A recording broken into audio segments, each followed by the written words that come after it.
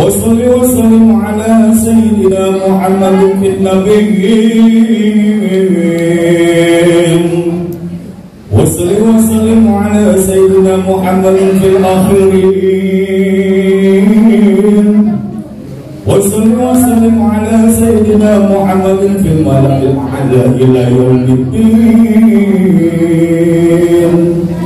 اللهم ارحم أمة سيدنا محمد. اللهم استر أمة سيدنا محمد. اللهم اجبر أمة سيدنا محمد. اللهم اصلح أمة سيدنا محمد. اللهم فرج عن أمة سيدنا محمد واجعل اللهم ووالدنا وأولادنا من خيرة أمة سيدنا محمد بحق سيدنا محمد وعليه وصلى الله على سيدنا محمد وعلى آله وصحبه وسلم والحمد لله رب العالمين.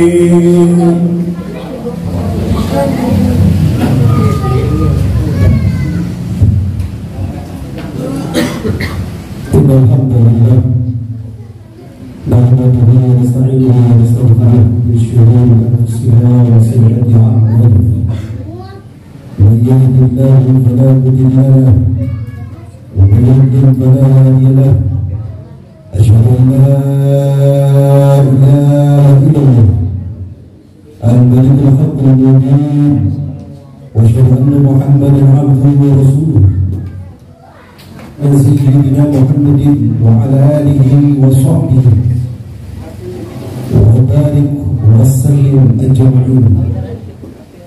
Hadirin hadirat jemaah yang dimuliakan Allah Subhanahu wa taala. Bismillahirrahmanirrahim. Segala puja dan syukur kehadirat Allah Subhanahu wa taala yang telah begitu banyak memberikan kita nikmat iman, nikmat sehat walafiat, hingga saat ini kita dapat berkumpul dalam rangka menjalankan suatu ibadah, salat sunnah khusyuk yang diperintahkan oleh baginda Nabi Muhammad SAW. Itu tanda-tanda kita patuh kepada Allah Subhanahu wa taala dan Rasulnya, hingga dapat berkumpul dan melaksanakan ibadah kepada Allah Subhanahu wa taala dengan sangat khusyuk. Meskipun diguyur hujan dan hujan itu adalah rahmat untuk kita. Masyaallah muslimin, marilah kita senantiasa meningkatkan kualitas dan kuantitas keimanan kita, ketakwaan kita kepada Allah Subhanahu wa taala Rabbul Jalla Jalaluhu, yang telah begitu banyak memberikan kita semua apa yang ada di dunia untuk kita, dan semuanya itu adalah gunanya jembatan kita untuk meraih dan berada daripada amal ibadah kita di dunia, dan nanti kelak kita akan dikembalikan kepada Allah Subhanahu wa taala, apakah dalam keadaan hina ataupun dalam keadaan bahagia. Mudah-mudahan kelak kita termasuk menjadi hamba Allah Subhanahu wa taala yang digariskan dalam Al-Qur'an untuk hadis Rasulullah sebagai hamba yang soleh dan patuh dengan berilmu Allah Subhanahu wa taala. Masyaallah muslimin, sedang salat sunnah khusyuk rahimakumullah. Dalam hadis Rasulullah dalam Sahih Muslim, Rasulullah SAW, dan apabila ada orang meninggal maupun orang yang dilahirkan, itu bukan sebab daripada gerhana bulan ataupun matahari, melainkan itu adalah tanda-tanda kekuasaan Allah Subhanahu wa taala, melebihi dari penciptaan makhluk manusia yang diciptakan Allah Subhanahu wa taala. Allah Subhanahu wa taala Maha Perkasa, sehingga ketika ada gerhana bulan dan matahari kita dianjurkan melaksanakan ibadah. Kenapa? Karena keagungan Allah Subhanahu wa taala, kebesaran Allah Subhanahu wa taala, melainkan melebihi dari penciptaan manusia sendiri. Manusia diciptakan Nabi Allah Adam alaihi salatu wassalam dan kemudian terus berkembang biak menjadi hadirnya kita. Tetapi alam semesta begitu banyak prosesnya, sehingga Allah Subhanahu wa ta'ala sedikit saja terjadi sesuatu yang tidak kita inginkan. Pada malam hari ini mungkin banjir melanda, gempa bumi pun tiba. Maka dari itu kita harusnya bersyukur atas rahmat Allah Subhanahu wa ta'ala. Karena pada hakikatnya Allah Subhanahu wa ta'ala menciptakan manusia itu untuk taat beribadah kepada Allah Subhanahu wa ta'ala. Wa ma khalaqtul jinna wal insa illa liya'budun. Tidak kuciptakan jin dan manusia hanya untuk taat beribadah kepada Allah Subhanahu wa ta'ala. Yang lain, tapi semua aktivitas di dunia walaupun tidak dikategorikan ibadah, namun dengan niat kita mengharapkan ridha Allah Subhanahu wa ta'ala, itu sama dengan ibadah kepada Allah Subhanahu wa ta'ala. Dari tidur sampai kembali tidur lagi, bangun kita, makan dan minum kita, semua aktivitas mubah yang hukum pada dasarnya ketika kita niatkan karena Allah, mengharapkan ridha Allah, maka semuanya menjadi taat ibadah kepada Allah Subhanahu wa ta'ala. Walaupun minum terlihat tidak seperti ibadah, makan pun sama terlihat seperti tidak ibadah. Ketika kita niatkan makan minum untuk kuat beribadah kepada Allah Subhanahu wa ta'ala Rabbul Jalal Jalaluh, maka itu dicatat oleh Allah Subhanahu wa ta'ala sebagai ibadah kepadanya, karena kita betul-betul bersyukuri atas nikmat Allah Subhanahu wa ta'ala yang telah diberikan kepada kita. Dan di dunia ini kita gunakan untuk berdagang, bekerja keras siang dan malam, namun tidak kita niatkan untuk ibadah kepada Allah dan tidak mensyukuri atas nikmat yang Allah berikan kepada kita.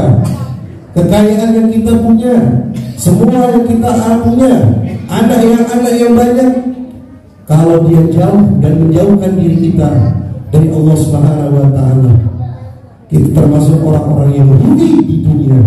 Kelak abadi dan abadan selamanya kita bakal mati dan kembali kepada Allah Subhanahu wa ta'ala dengan selama-lamanya.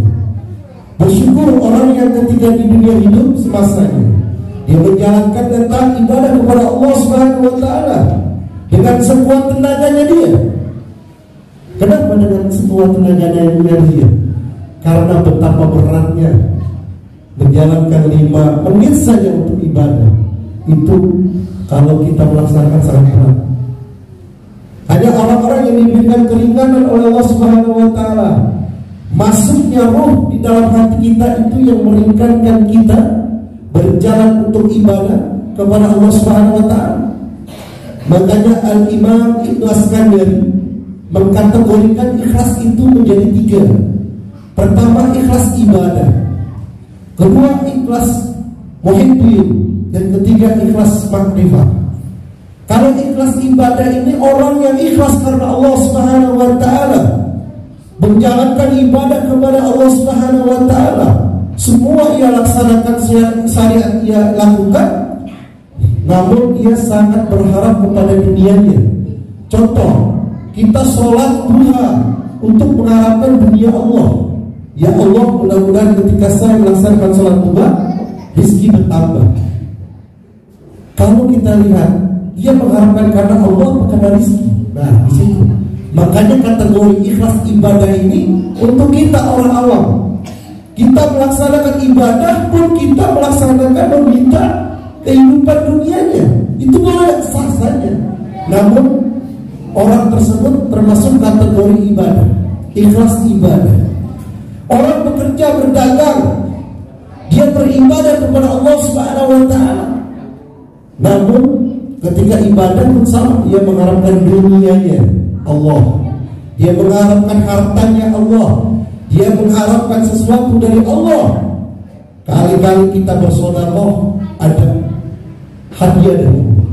Kali-kali kita menginfakkan sedekah ada kebalikan dari Allah Subhanahu wa Ta'ala yang lebih besar lagi. Kita pasti mengharapkan seperti itu. Itu kategori ikhlas ibadah. Boleh tidak? Sah-sah saja menurut Al-Imam Ibnu Askandari. Tapi orang tersebut kategori orang-orang yang ikhlas ibadah.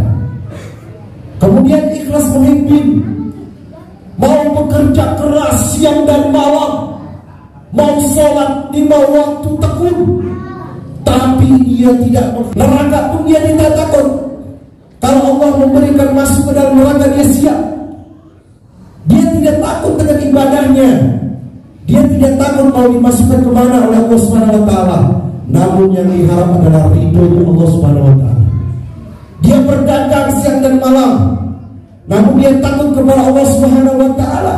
Terserah Allah mau memasukkan saya ke neraka atau ke surga, tapi dengan ridho Engkau ya Allah. Kami berharap dengan ridho Engkau ya Allah. Hanya ridho Engkau ya Allah kami masuk ke dalam surga-Mu, dan Engkau ridho-Mu ya Allah aku masuk ke dalam neraka-Mu. Terserah. Yang penting di dalam dunia dia melaksanakan semua aktivitas syariat Islamnya, beribadah kepada Allah siang dan malam, entah itu surga jaminannya ataupun neraka nanti dimasukkan ke dalamnya.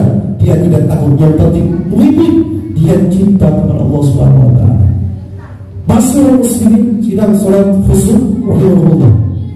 Yang ketiga adalah ikhlas ma'rifah.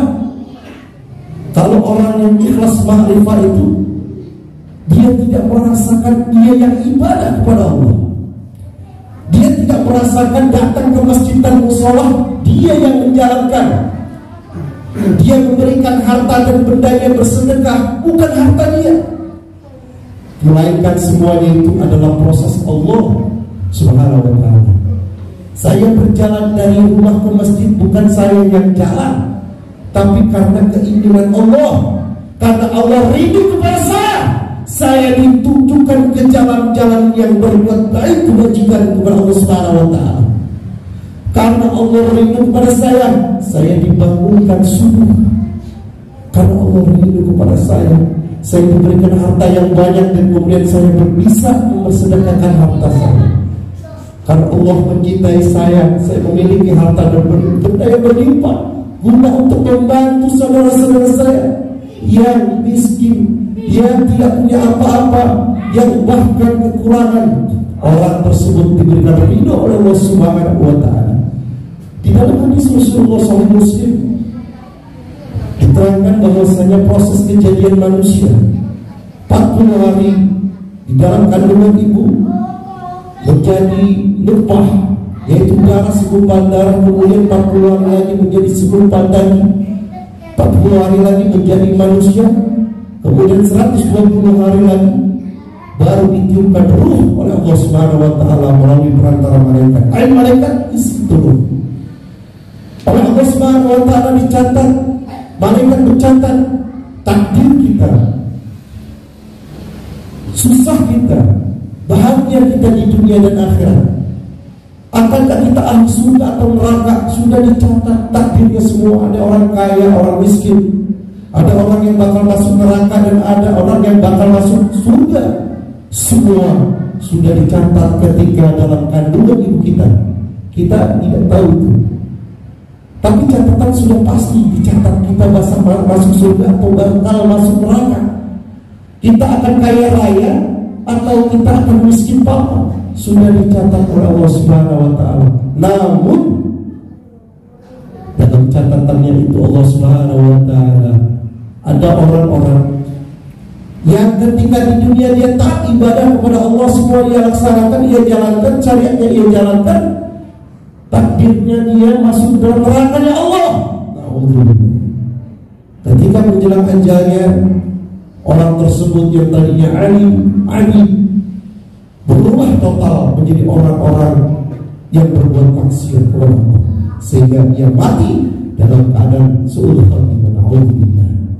Tapi ada orang-orang yang jauh dari Allah Subhanahu wa Ta'ala, kerjaannya mabuk berzina dan bahkan meninggalkan syariat Islam. Dia jauh dari masjid dan mushola, namun takdir hayatnya ketika dalam kandungan ibunya dia termasuk ahli surga. Apa yang terjadi ketika dia menjelang kematiannya? Dia berubah yang tadinya dia tidak taat kepada Allah dan berbuat sering maksiat kepada Allah, akhirnya dia masuk dalam surga karena taatnya kepada Allah Subhanahu wa taala. Masyaallah muslimin sekalian, salat masuk kesimpulan daripada khutbah dan mimbar ini mudah-mudahan bermanfaat untuk kita. Ketika kita taat ibadah kepada Allah Subhanahu wa taala, terus kita berdoa dan mengharap daripada ridho Allah Subhanahu wa taala, terus mengharapkan ridho dari Allah Subhanahu wa taala, terus mengharapkan ridho dan rahmatnya Allah Subhanahu wa taala. Karena belum tahu kita bakal di mana posisi kita nanti kelak di akhirat. Boleh jadi kita termasuk orang sesat, boleh jadi kita masuk ahli surga, boleh jadi kita orang-orang yang celaka di mata Allah Subhanahu wa taala. Boleh jadi kita di dunia ini beribadah taat ibadah kepada Allah Subhanahu wa taala tapi dijauhkan dari Allah Subhanahu wa taala. Boleh jadi kita jauh dari Allah Subhanahu wa taala tapi hatinya didekatkan diri kita kepada Allah Subhanahu wa taala. Itu kita bakal tidak tahu. Oleh karena itu, orang yang taat ibadah senantiasa berdoa dan terus mengharapkan ridho Allah. Orang yang jauh dari Allah Subhanahu wa taala, jangan sampai kita putus asa atas rahmat Allah Subhanahu wa taala. Rahmat Allah maha luas. Ketika kita sebelum kembali ke ajal Allah Subhanahu wa taala, kita bertaubat karena rahmat Allah Subhanahu wa taala lebih daripada dosa-dosa yang kita miliki. Barakallahu fiikum warahmatullahi wa barakatuh. Bima bihi min al-ayati wa dzikril hakim wa barakatuhu Allahumma shalli wa sallim ala sayyidina Muhammad wa ala ali sayyidina Muhammad.